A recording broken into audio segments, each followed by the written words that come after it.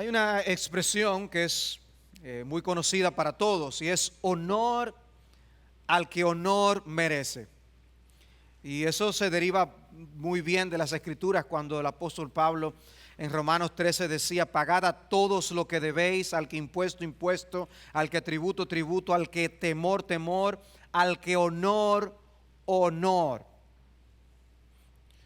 Pero a pesar de ese lema de honor, la realidad es que no es un código que siempre es respetado por las personas. No siempre son reconocidas las personas que deben ser reconocidas. Y así también hay personas que evitan a veces ser reconocidas. Otras personas se atreven a atribuirse cosas que no les corresponden a ellos. Y por así decirlo, se roban una gloria que no les toca. Y si hay alguien con quien nosotros no debemos equivocarnos con respecto a esto de robarnos gloria, es nuestro Señor. Nuestro Dios es merecedor de no poca gloria. Nuestro Dios es merecedor de toda gloria.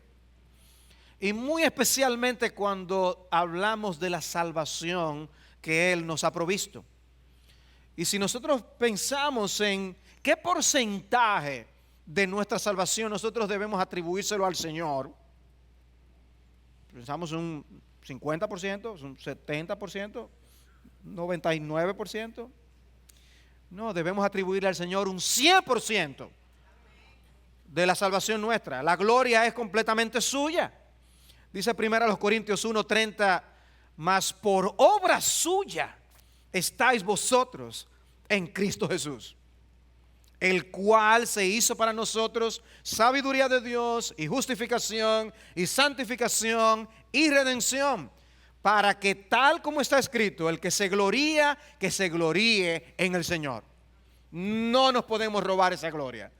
Le corresponde únicamente a nuestro Dios. Y en los versículos anteriores a esos dos versículos que acabo de leer, Pablo explica un poco esa racional que hay detrás de esa declaración. En el versículo 21 nos enseña que la sabiduría del mundo no pudo lograr el conocimiento de Dios. O sea, por más que nosotros estudiemos, no vamos a avanzar. Dice Pablo: ya que en la sabiduría de Dios el mundo no conoció a Dios por medio de su propia sabiduría, agradó a Dios mediante la necedad de la predicación salvar a los que creen. O sea, no es por el empeño del hombre que nos podremos salvar. Y cuando estudiamos la historia de la filosofía, observamos filósofo tras filósofo hacer sus propias propuestas para responder a las preguntas más importantes de la vida. Uno hacía una declaración e inmediatamente se levantaba otro que lo desmentía. Los griegos tuvieron una búsqueda interminable de sabiduría. La verdadera sabiduría, sin embargo, no se encontraba hurgando en la mente humana, sino en la revelación de Jesucristo. Y por eso Pablo hizo de Cristo el tema de su predicación. Dice: yo por eso hablo de Cristo y de Cristo crucificado. Y entonces dice la razón: porque la necedad de Dios es más sabia que los hombres, y la debilidad de Dios es más fuerte que los hombres. ¿Oyeron eso? La necedad de Dios, la debilidad de Dios. ¿Acaso hay necedad en Dios? ¿Acaso hay debilidad en Dios? Pero lo que está diciendo es: lo más sabio de los hombres, a lo más que llega a la necedad de Dios. Y lo más fuerte de los hombres, a lo más que llega, es a la debilidad de Dios. En otras palabras, no nos debemos atrever a robarle la gloria a Dios por la salvación con que nos ha bendecido. Y después Pablo explica a quiénes salva Dios, por si acaso queda alguna duda. Vamos a ver a quién salva Dios. Y nos deja saber que Él no escoge a los sabios, que Él no escoge a la gente poderosa ni de influencia, que Él no escoge a los nobles del mundo, sino que Él escoge a los despreciados. Y Él dice: sino que Dios ha escogido lo necio del mundo. ¿Tú estás salvo? Bienvenido, necio. Eso es lo que está diciendo. Para avergonzar a los sabios, que se creen que porque saben deben ser salvos. Y dice: y Dios ha escogido lo débil del mundo. Bienvenido, débil. Para avergonzar a lo que es fuerte. Y lo vil y despreciado del mundo ha escogido Dios, lo que no es, para anular lo que es, para que nadie se jacte delante de Dios. Nadie debe robarle la gloria a Dios por la salvación de nuestras almas. Entonces, ¿por qué Dios escoge a esos? Para que nadie se gloríe, para que nadie termine creyendo que se lo mereció o que se lo ganó. Y este tema es lo que los reformadores llamaron soli Deo gloria. Solamente a Dios la gloria. Y de eso es que yo quiero hablarles en la mañana de hoy. Hace unas pocas semanas el pastor Sugel habló de nuestra herencia reformada y habló de las 5 solas de la reforma, declaraciones del latín, palabras breves que enunciaban grandes verdades redescubiertas en las escrituras durante los días de la reforma. Explicaciones que nos dan de cómo realmente el hombre viene a estar bien con Dios. Y por eso vemos que la fuente de información es sola Escritura. Solo la palabra de Dios es la fuente de información. Vemos que la salvación es solo Cristo. Solamente Cristo salva, no Cristo más otra cosa. Vemos que esto es solo por gracia, porque no es por ningún mérito que el hombre pueda hacer. Y que es solo por la fe, porque el hombre tiene que confiar únicamente en Jesucristo. Y en ese sentido, la conclusión clara es que es soli Deo gloria. Solamente a Dios sea la gloria. Lo que estaba en controversia no es si la salvación es a través de Cristo o no. Lo que estaba en controversia no es si la salvación es por gracia o no, si la salvación es por la fe o no. Esas cosas eran entendidas. Lo que está en juego es si es solamente por Cristo, si es solamente por gracia, si es solamente por la fe. Y ahí es donde los reformadores, extrayendo de las Escrituras toda la información, demostraron con diafanidad que solo Cristo salva por medio de la fe y solo es un regalo de Dios. Por lo tanto, soli Deo gloria. Pelagio, aquel personaje de la historia, había sido condenado por la iglesia por enseñar que la gracia no era necesariamente importante para salvación, que no todo el mundo nace siendo malo y que algunos pueden ganarse el cielo. Y eso fue desechado. Pero se levantaron algunos semipelagianos que mezclaron eso y lo arreglaron un poco para que fuera un poco más apetecible. Y por eso ellos podían decir, ciertamente es por gracia, pero también el hombre hace su contribución. Y es ciertamente por la fe, pero el hombre también cree, él hace una parte del trabajo por sí mismo, sin que Dios haga nada en ese aspecto. Y es ahí donde entran los reformadores para aclarar precisamente quién debe llevarse la gloria. ¿A quién le entregamos el trofeo? ¿A quién le hacemos la placa por la salvación? Decía R.C. Sproul, ningún semipelagiano puede decir de corazón, solo a Dios sea la gloria. Porque para el semipelagiano Dios puede dar su gracia, pero en adición a la gracia de Dios, mi obra en respuesta es absolutamente esencial. Y dice él, esa gracia no es eficaz y tal gracia en última instancia no es gracia salvadora. Entonces ellos estarían dispuestos a decir a Dios la gloria. Las personas no tienen problema en decir eso. El asunto es si decimos solamente a Dios sea la gloria. No es si Él merece gloria. Muchos estarían de acuerdo en que Dios merece gloria. Es que si solamente Él es que se la merece. Y ese es el tema que yo quiero tratar bajo 3 encabezados. Y el primero es aclarar el punto de soli Deo gloria en la eternidad. Soli Deo gloria en la eternidad, o la gloria intrínseca de Dios. Antes de hablar de la salvación, hablemos de que Dios es glorioso en sí mismo. Hablemos de que solo Él merece toda la gloria por el hecho de él ser quien Él es.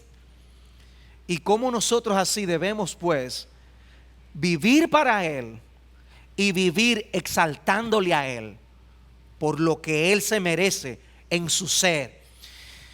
¿A qué nos referimos con la palabra gloria? Porque estamos hablando de gloria y no necesariamente todos estamos de acuerdo en lo que significa.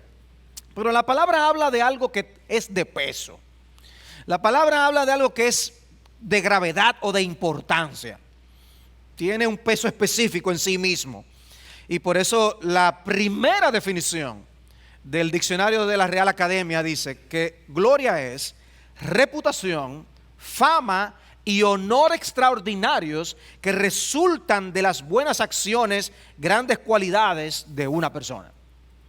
O sea, que habla de esa reputación, fama, honor, lo que se sabe de esa persona, el buen nombre de esa persona. En el caso que hablemos de Dios y la gloria de Dios, obviamente, estamos hablando de una gloria majestuosa que Él posee en sí mismo por quien Él es, por lo que Él ha hecho. Esa gloria es su esplendor, su magnificencia. Cuando dice el Salmo 24, alzado puertas vuestras cabezas, alzaos vosotras puertas eternas para que entre el Rey de la gloria. Y pregunta, ¿quién es este Rey de la gloria? El Señor de los ejércitos, Él es el Rey de la gloria. O sea, si hay alguien que posee gloria, es nuestro Dios, en sí mismo. Cuando Esteban está dando su discurso en Hechos capítulo 7, él identifica al Señor como el Dios de gloria. No solo Dios, él pudo haber dicho Dios, pero el Dios de gloria, y lo explica de esa forma. Esa expresión se usa también en otras porciones de las Escrituras, como el Salmo 29:3, o Pablo lo usa así en Efesios 1:17, cuando habla del Padre de gloria. Pero me encontré con una explicación interesante de un comentarista hablando de esa cita que hace Esteban, hablando a los judíos allí en Hechos capítulo 7. Y este comentarista dice, Esteban está hablando del Dios de gloria que se apareció a Abraham. ¿Qué fue lo que hizo que Abraham reaccionara como reaccionó? Porque lo que le pidió Dios a Abraham era algo sumamente difícil, dejar su tierra y salir a un lugar sin saber a dónde iba. Y dice este comentarista, se justifica que nos preguntemos qué fue lo que persuadió a Abraham a desarraigarse como lo hizo de su tierra natal para iniciar un viaje cuya meta no conocía de antemano. Bajo todos los criterios de la vida común, se trataba de una aventura descabellada, pero tal como aparece relatada en la narración bíblica, fue un acto de verdadera sabiduría. Fue el Dios de la gloria quien se le apareció y lo llamó a embarcarse en el camino de la fe.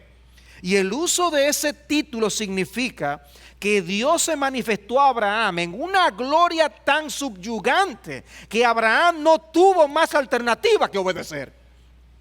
O sea, cuando dice el Dios de gloria se le apareció, tú no discutes con el Dios de gloria. Si es alguien como tú dices, no, eso no es así. Pero cuando el Dios de gloria te lo dice, a ti no se te ocurre hacer otra cosa. Bueno, Abraham cogió y salió y se fue sin saber a dónde iba, porque el Dios de gloria se lo dijo. Que de paso es el mismo Dios que nos habla a nosotros. Hay dos ejemplos impactantes en las Escrituras sobre ese encuentro con la gloria de Dios. Uno en el Antiguo Testamento y otro en el Nuevo Testamento. En el caso del Antiguo Testamento es cuando Moisés en Éxodo 33 y 34 le pide a Dios que le muestre su gloria. Dios le dice, mira Moisés, yo no te puedo mostrar mi gloria, porque no hay hombre que pueda ver mi gloria como es y vive. Se muere. El hombre que ve mi gloria como es, se muere ahí mismo. Entonces Dios le dijo, mira, lo que yo voy a hacer es, mira, métete entre las peñas, cúbrete bien entre las piedras para que estés protegido. Y yo lo que voy a hacer es que voy a pasar mis espaldas. Dios no tiene espalda, hermanos, pero una manera de decirle, te voy a mostrar un chin. Para los que estén oyendo esto en otro lugar, un chin es un poco. Pero dice, yo te voy a mostrar un pequeñito destello de lo que yo soy. Y dice que lo que pasó delante de Moisés era algo impresionante, espectacular. Fue tan grande que el encuentro de Moisés con Dios lo dejó en su rostro brillante, para que uno tenga una idea. Y eso fue viendo la espalda de Dios. O sea, fue un encuentro y donde Dios entonces anuncia su gloria, que no es más que la suma de todos sus atributos. Y en ese momento empieza a anunciar toda la bondad de Dios, su misericordia. Él es quien perdona el pecado. Y bueno, es como si fuera un dibujo de Dios, Él mostrando su gloria. Que algo de eso vemos nosotros cuando nos encontramos delante de paisajes impresionantes. De verdad, es por eso que se ha dicho que es extraño que una persona esté frente a un paisaje impresionante y él se quede admirado consigo mismo. Es algo extraño. No es supuesto hacer eso. Es correcto. Por eso yo entiendo un poco cuando nosotros estudiamos que hay civilizaciones que se dedicaron a adorar objetos de la naturaleza. Porque es que lo que veían era algo tan glorioso que ellos se postraban ante esos objetos. Ellos no empezaban a adorarse a sí mismos, adoraban esos objetos. Lo que no sabían es que hubo alguien que hizo todo eso, que es el que se merece la gloria. Y nosotros ver estas cosas, lo que debe es llevarnos a postrarnos ante el Creador de los cielos y de la tierra, porque los cielos anuncian la gloria de Dios. Pues algo así vio Moisés, y Moisés sencillamente queda sobrecogido, con razón. Cuando vamos al Nuevo Testamento nos encontramos con el caso de la transfiguración. Cristo es glorioso en sí mismo. Sin embargo, nosotros vemos en la narración de los evangelios cómo, por así decirlo, Cristo oculta su gloria. Porque quien veía a Cristo dice: este es el hijo del carpintero, este es uno de nosotros, este se crió conmigo. Eso es lo que decían los judíos. Pero en un momento el Señor toma a Pedro, Jacobo y a Juan, se los lleva a un monte y dice que se transfigura delante de ellos y se torna glorioso en su presencia. Lo que ellos vieron fue tal que dice que se llenaron de temor y se postraron. Y Pedro ni sabía lo que estaba hablando. Empezó a hablar disparates. O sea, de lo impactado que él quedó con la gloria de Dios. O sea, cómo Dios puede en un momento ocultar su gloria, pero si lo revela, el hombre no se va. El que ve la gloria de Dios, no, óyeme, la verdad que yo soy una pieza. No, el que ve la gloria de Dios se queda postrado en su presencia. Porque es una vista gloriosa. Es delirio de grandeza que tienen los hombres, que tenemos nosotros. Que nos vemos a nosotros y nos creemos una gran cosa. Y Dios nos concede el privilegio de poder ver delante de quién vivimos, cuando podemos ver destellos de su gloria, para que ocupemos nuestro lugar y a Él le demos el que le corresponde. Y le demos a Él toda la gloria. Me gusta como 1 de Pedro 4:11 lo dice. Dice que a nuestro Dios pertenecen la gloria y el dominio por los siglos de los siglos. Le pertenecen, son suyos. Él es dueño de esa gloria. Él eleva a personas y las coloca en una posición de cierta gloria, pero eso es Dios que se lo da. Pero en Él, eso es algo que le pertenece, nadie se lo dio. Él es glorioso en sí mismo. Soli Deo Gloria, desde la eternidad, porque no hay nadie como Él. El Señor Jesús nos enseñó a orar en el Padre Nuestro diciendo: y no nos metas en tentación, mas líbranos del mal, porque tuyo es el reino y el poder y la gloria para siempre jamás. Tuyo, le pertenece al Señor, es suya naturalmente, por derecho, el Dios de gloria. El puritano Thomas Watson escribió acerca de esto diciendo: la gloria es el destello de la deidad. No puede ser Dios sin ella. La honra de la criatura no es esencial a su ser. Un rey es simplemente un hombre más cuando le faltan sus ornamentos regios, cuando se le quitan la corona y las ropas reales. Uno ve las reinas, cómo se viste, la reina de Inglaterra. ¡Wow! Y la gente pasa, ¡wow! Pero imagínense ella sin solo su ropaje real, sin su corona, ni nada, normal en la calle, a lo mejor con una cachucha. Luce igual que otro.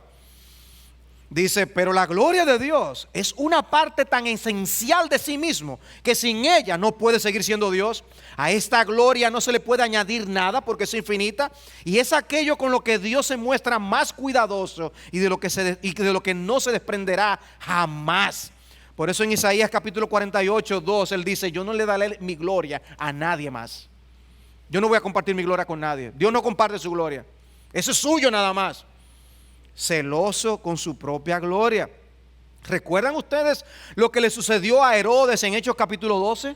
Él pronuncia un discurso y la gente estaba vuelto loco, pero eso es voz de Dios y no de hombre. Voz de Dios y no de hombre. Y él terminó creyéndoselo y le robó la gloria al Señor. Y dice Hechos 12:23 que al instante un ángel del Señor lo hirió por no haber dado la gloria a Dios. Y Dios lo fulminó en ese instante. Sencillamente porque él le robó la gloria a Dios. Por eso es que cuando nosotros alabamos a Dios y cantamos aquí, lo único que nosotros hacemos es darle la gloria debida a su nombre, como dice primero de Crónicas 16. Esa es la gloria debida a él, esa es la que él se merece. No lo estamos haciendo glorioso, él es glorioso. Estamos reconociendo que él es el Dios de gloria. ¿Y para qué nos salvó Dios? Dice que para que anunciemos las virtudes de aquel que nos llamó de las tinieblas a su luz admirable. O sea, nosotros tenemos que ser admiradores del Dios de gloria para poder compartir al Dios de gloria con los demás y anunciar esas virtudes. Esas virtudes nos deslumbran, nos maravillamos, nos gloriamos en nuestro Dios. Y por eso es que no podemos dejar de hablar de nuestro Dios. No podemos dejar de hablar. Pero eso en cuanto a la sólida gloria en la eternidad. Permítame ahora hablar entonces de sólida gloria en la salvación, que es el punto que estaba en debate durante la Reforma. ¿A quién le damos el trofeo? ¿A quién le hacemos la placa cuando hablamos de la salvación? Porque pudiéramos dedicar espacio a sólida gloria en la creación. Eso es un tema.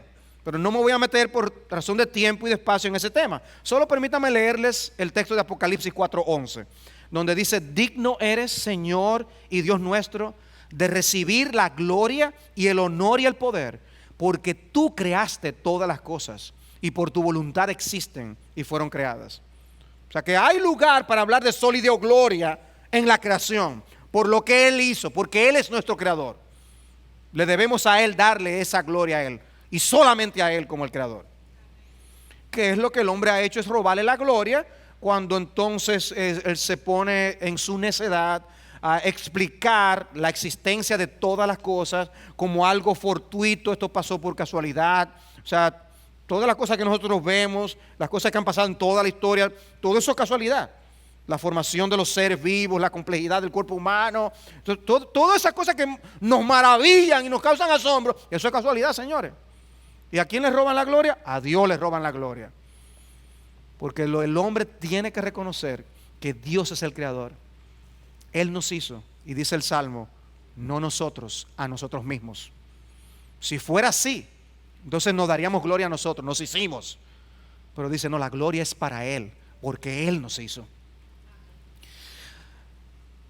Pero hablemos de sólida gloria en la salvación. Y hay dos pasajes con respecto a la gloria de Dios en la salvación que me gustaría revisar con ustedes. Y el primero es Efesios capítulo 1. Efesios capítulo 1. En Efesios 1 tenemos uno de los textos más gloriosos con respecto a la salvación. En ese pasaje el apóstol Pablo hace una especie de desglose con respecto al papel de cada una de las personas de la Trinidad. Y nos enseña lo que Dios el Padre ha hecho por nosotros. Y dice que Él nos ha bendecido con toda bendición espiritual en los lugares celestiales en Cristo, en el versículo 3. También nos dice en el versículo 4 que nos escogió antes de la fundación del mundo. Luego nos dice que nos predestinó para adopción como hijos para sí mediante Jesucristo. Y luego en el versículo 6 nos explica por qué hizo lo que hizo. Y dice en el versículo 6, para alabanza de la gloria de su gracia, que gratuitamente ha impartido sobre nosotros en el amado. ¿Para qué fue que Dios el Padre hizo eso? Bendecirnos, escogernos, predestinarnos, para que nosotros nos enorgullezcamos, para que nosotros por lo menos tomemos un 5% de la gloria.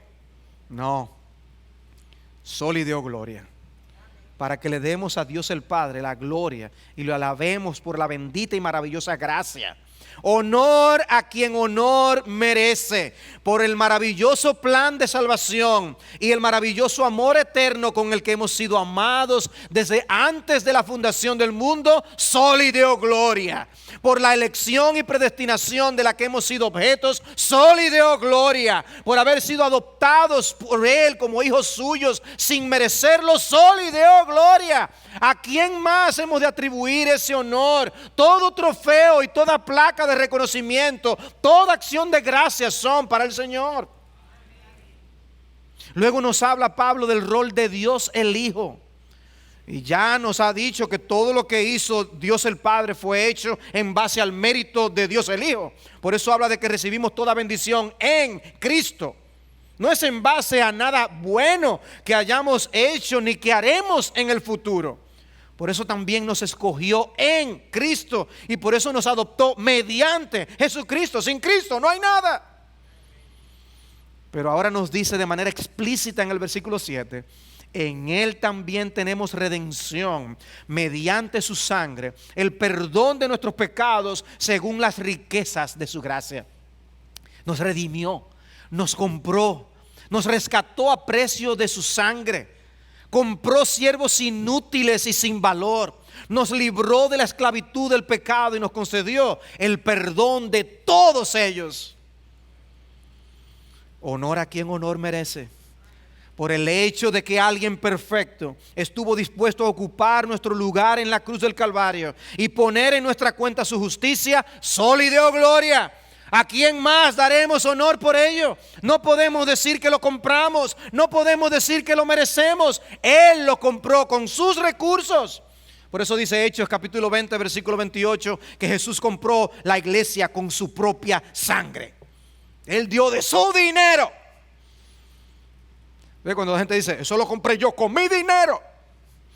Bueno, Jesús compró la iglesia con su dinero, con su sangre. Es suya la iglesia. ¿De quién es la gloria? De Cristo es la gloria. Él aplacó la ira de Dios por nosotros. Romanos 3, 25. O como dice Pedro en primera de Pedro capítulo 1 versículos 17 en adelante: fuimos redimidos con sangre preciosa como de un cordero sin tacha y sin mancha, por medio de la sangre de Jesús.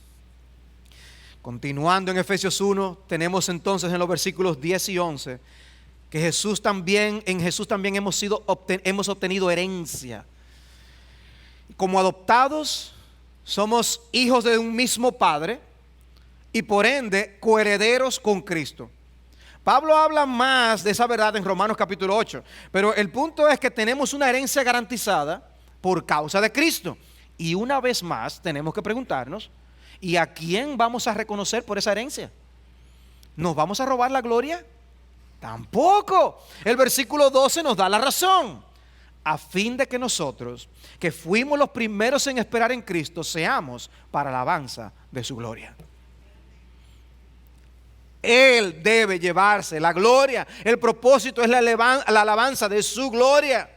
Solo por Él haberse encarnado hay que darle gloria a Dios. Es por eso que en Lucas 12:14 dice: gloria a Dios en las alturas y en la tierra paz entre los hombres en quienes Él se complace. ¿Por qué? Porque se encarnó. Emmanuel, Dios con nosotros. Atribuyámosle la gloria a Dios. Pero no solo se encarnó, se hizo siervo hasta la muerte y muerte de cruz. Ocupó el lugar de rebeldes y sufrió el infierno que nos correspondía a nosotros. Muchas veces tenemos que recordar de dónde nos sacó el Señor. Tenemos que recordar como alguien que es llevado de noche por un precipicio y se es cruzado por un lugar y luego al otro día se le muestra por dónde fue que pasó. Mira, por ahí fue que pasamos. ¿Qué? Si yo hubiera sabido no estuviera tranquilo, ni me monto. Bueno, nosotros nos enteramos realmente a plenitud de qué fue que Dios nos salvó después de venir a Cristo, es que realmente hemos comprendido que no era meramente el infierno, sino de la ira de Dios. Y cómo el Hijo de Dios cargó la ira de Dios sobre sí mismo para que nosotros hoy pudiéramos estar a salvo. ¡Wow! ¡Qué salvación! ¡Qué salvación! Y nos robaremos la gloria por eso y más. Soli Deo Gloria. Pero también llegamos a los versículos 13 y 14 de Efesios 1, donde nos habla ahora de la tercera persona de la Trinidad, el Espíritu Santo.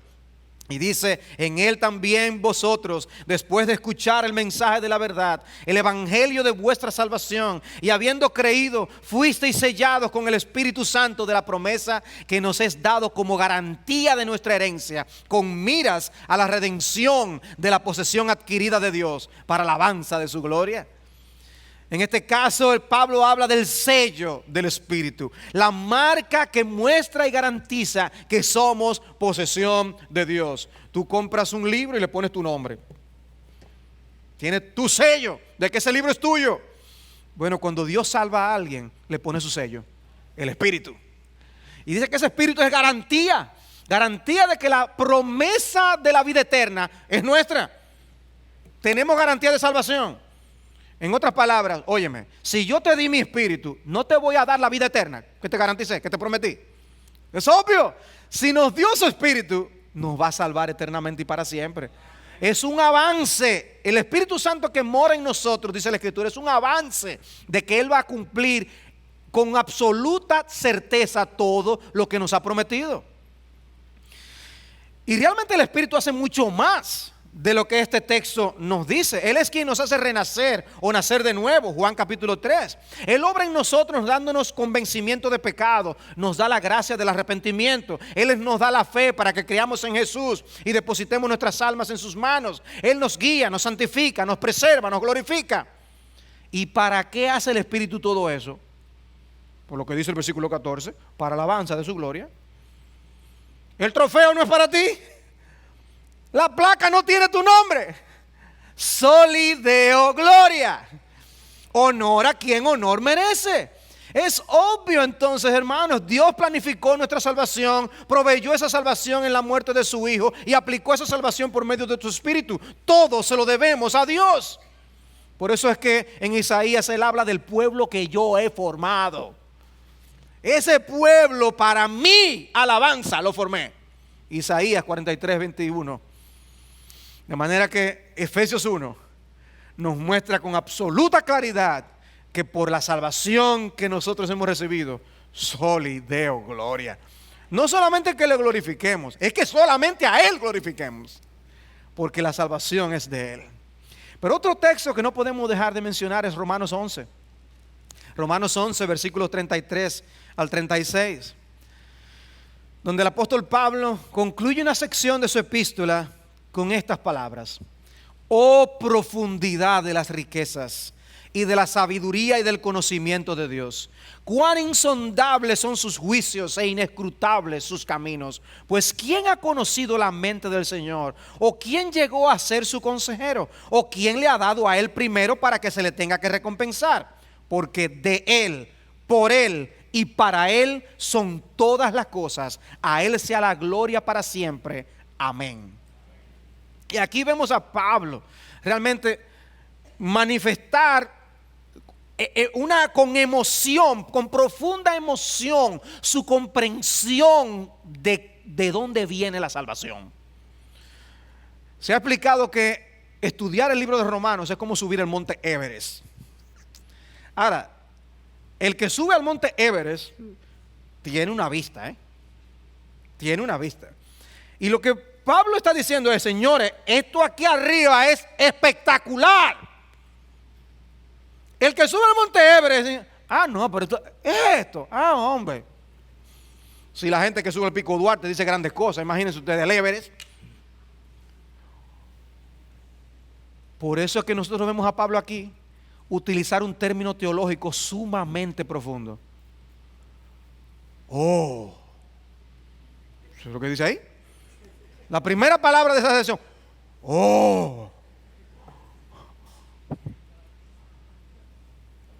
¿Cómo explicamos eso? Él no tenía palabras para describirlo. Lo que él ha explicado a los romanos desde el capítulo 1 de cómo es la salvación, no lo puede ni pronunciar. ¡Oh! Profundidad de las riquezas y de la sabiduría y del conocimiento de Dios. Insondables son sus juicios, inescrutables sus caminos. No le encontramos fondo. No podemos encontrar fondo a la gracia, a la misericordia, a la sabiduría, al conocimiento de Dios. ¿Quién puede ponerse a su lado? Inescrutable para la mente humana. Por eso pregunta, ¿quién ha conocido la mente del Señor? ¿O quién fue su consejero? Fue que Dios tuvo un buen consejero. Se arrimó a un buen árbol. No, nadie aconsejó a Dios, porque Dios no necesita consejero. Lo que Él hizo es increíble. Porque a veces que uno ve personas que logran algo y dice, ¿y quién te ayudó? Porque uno sabe que no lo pudo haber hecho solo. Pero Dios lo hizo todo solo. Solo y dio gloria. Entonces dice, ¿o quién le ha dado a Él primero? O sea, no. Él hizo esto que Él hizo porque alguien le mojó la mano. Él hizo eso que Él hizo porque alguien le hizo un favor a Él. Él está correspondiendo a lo que alguien le hizo. Dice, no, Dios no salva a nadie porque alguien haya hecho algo por Él. Es de absoluta iniciativa divina. Entonces ahí dice, porque de Él, por Él y para Él son todas las cosas. Él ha pasado demostrando que toda la humanidad ha estado bajo pecado. Lo que merecemos es juicio, condenación. Justamente, no hay justo ni aún uno. No hay quien peque, no hay quien deje de pecar, no hay quien busque a Dios. Pero allí mismo dice, pero Dios nos ha provisto su evangelio. Y nos ha provisto desde el cielo con una justicia perfecta para que seamos salvos. Y lo hizo por medio de Jesucristo, quien vino a la tierra, vivió una vida perfecta. Y ahora, ¿saben qué? El expediente de Cristo es puesto en nuestra cuenta. Y el expediente tuyo se puso sobre Cristo. Y Él murió en la cruz para aplacar la ira de Dios por todos esos pecados. Él ocupó tu lugar para que podamos entonces ser salvos. Y entonces ahora, ¿sabes qué? Dios te ve como si tú hubieras sido justo toda tu vida, como si tú nunca hubieras pecado. Nos hemos acostumbrado a esa gloriosa verdad, mis amados hermanos. Pero cuando Martín Lutero estaba con sus luchas existenciales y él estaba acudiendo a los sacerdotes para hacer confesión rutinaria de sus pecados, para ver si encontraba paz con Dios, fue en el texto bíblico que él encontró la paz cuando vio que Cristo lo pagó. Cristo pagó absolutamente por todos nuestros pecados, y por eso Dios nos perdona no el 50%, ni el 99%, el 100% de nuestros pecados. Esa fue la paz que él encontró. Y ese es el perdón que queda anunciado en el Evangelio. Justificados pues por la fe, tenemos paz para con Dios. Romanos 5:1. Y entonces dice, ay, pero ¿y si yo entonces después peco, después de ser salvo? ¿Yo voy a perder la salvación? Él dice, no. Somos más que vencedores por medio de aquel que nos amó. Ni la vida, ni la muerte, ni principados, ni potestades, nada nos podrá separar del amor de Dios que es en Cristo Jesús, Señor nuestro. Por eso Él llega, cuando ve esta salvación que Él mismo está explicándole a la iglesia de Roma, Él mismo queda atrapado en sus propias palabras. Oh, profundidad de las riquezas y de la sabiduría y del conocimiento de Dios. De Él, por Él, para Él son todas las cosas. Sol y deo gloria. Él y para Él y solamente para Él sea la gloria. Qué bendito evangelio, no me avergüenzo. Por eso dice Él del evangelio, en otras palabras, me glorío en ese evangelio. Me gozo en que sea así, para que nadie se jacte en su presencia y la gloria sea solamente para Él.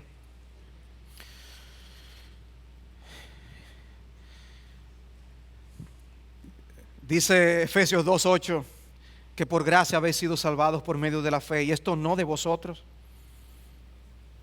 no de nosotros. Dice, habéis sido salvados. Fue otro que lo hizo. ¿Y para qué? Dice, es un don de Dios, es un regalo de Dios, no por obras, para que nadie se gloríe. Para que nadie se lleve la gloria. No, pero yo le voy a dar el trofeo a Dios, pero a mí hay que hacerme una plaquita. Para que nadie se gloríe. Toda la gloria es para nuestro Dios. Pero esto me lleva a mi último punto. Hemos visto sol y Deo gloria en la eternidad. Hemos visto sol y Deo gloria en la salvación. Permítanme hablar de sol y Deo gloria en la vida cristiana. Sol y Deo gloria en la vida cristiana. Ahora que hemos sido salvados de esa manera, ¿para quién debemos vivir? Bueno, los redactores del famoso catecismo de Westminster ponen como primera pregunta precisamente ¿cuál es el fin principal del hombre? Y la respuesta es: el fin principal del hombre es glorificar a Dios y gozar de Él por siempre. Ese es el fin principal. Esa era la pregunta que los niños tenían que aprender. Pero es el estilo de vida que nosotros debemos asumir. Uno de los problemas de la división de la Biblia en capítulos y versículos es que en ocasiones nos hace desconectar secciones que están relacionadas entre sí.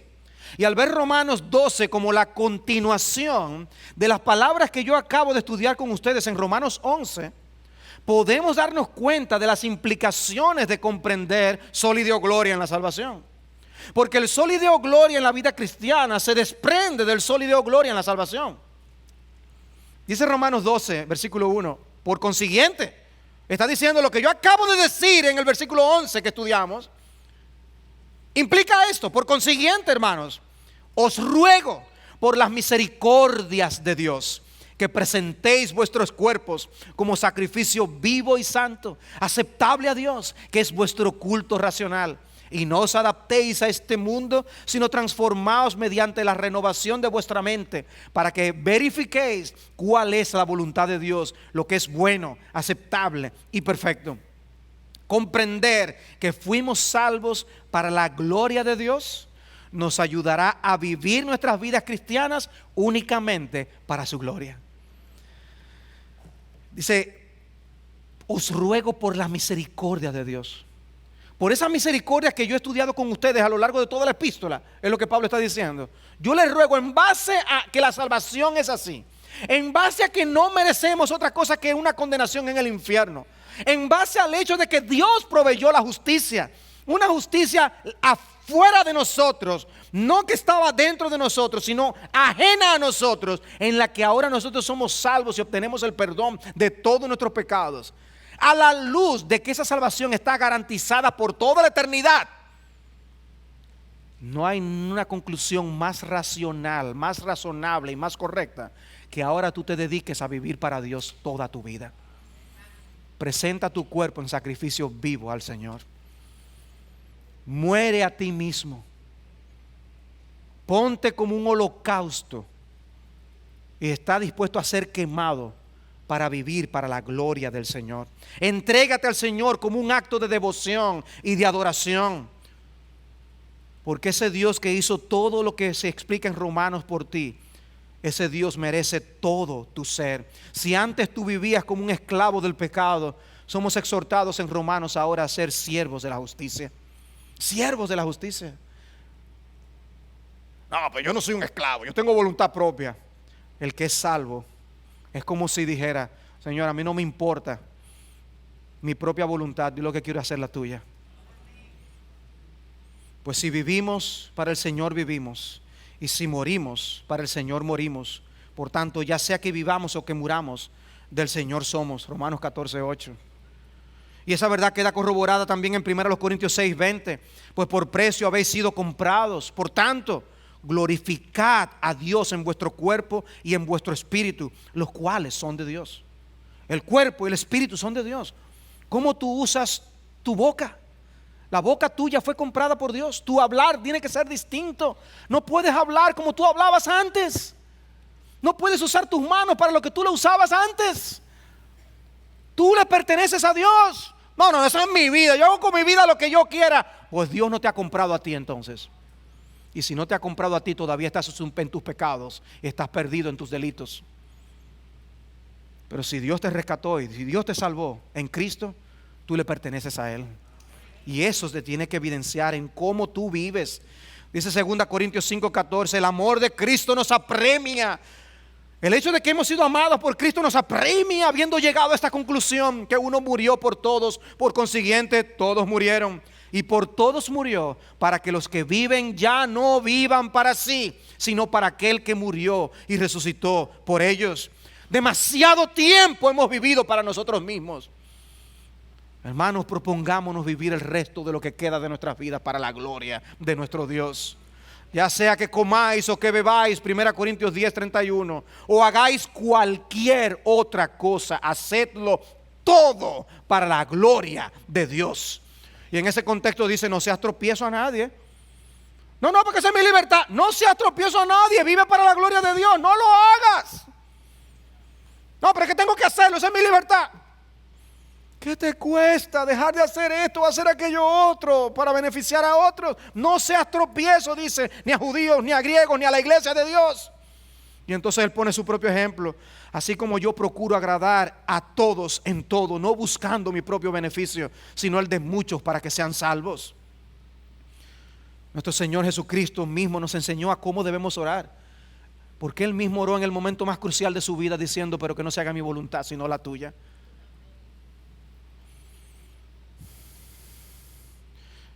Cristo me nos dijo, así brille vuestra luz delante de los hombres, para que vean vuestras buenas acciones y glorifiquen a vuestro Padre que está en los cielos. Oh, que el Señor nos ayude a hacerlo todo para la gloria de Dios. Glorificarle en nuestros matrimonios, glorificarle en nuestras familias, glorificarle en nuestras amistades, glorificarle en el trabajo, glorificarle en la iglesia, porque a Él sea la gloria en la iglesia por todas las generaciones. Efesios 3:21. Glorificarle en nuestro tiempo libre, en nuestras vacaciones. Dice, aún al comer, ya sea que comamos o bebamos, en todo hacerlo para la gloria de Dios. Dice la historia que Juan Sebastián Bach ponía las siglas SDG, Sol y Dios Gloria, en todas sus piezas. Y uno puede esperar que sea así en las piezas religiosas. A él le pedían que compusiera piezas para la iglesia, y él lo hacía y ponía Sol y Dios Gloria. Pero lo grande es que cuando él también componía otras cosas que podríamos llamar seculares, él hacía lo mismo, Sol y Dios Gloria. Porque no solamente las cosas que hacemos en la iglesia deben ser para la gloria de Dios. Toda nuestra vida debe ser para la gloria de Dios. Y concluyo con este salmo que conocemos tan bien. Salmo 115, versículo 1. No a nosotros, Señor, no a nosotros, sino a tu nombre da gloria, por tu misericordia, por tu verdad. Hoy aquel cántico, donde estemos allí junto al Cordero, según explica Apocalipsis capítulo 5, allí comprenderemos a plenitud que solamente Él merece toda la gloria y todo el honor, poder, por la salvación que hemos recibido, se la atribuiremos al Cordero que vive y reina por los siglos de los siglos. Pero tenemos que aprender a hacerlo aquí ahora. ¿Me permites exhortarte que mientras tocan el piano, tú permanezcas un minuto pensando, reflexionando y orando a Dios que te ayude a vivir para su gloria?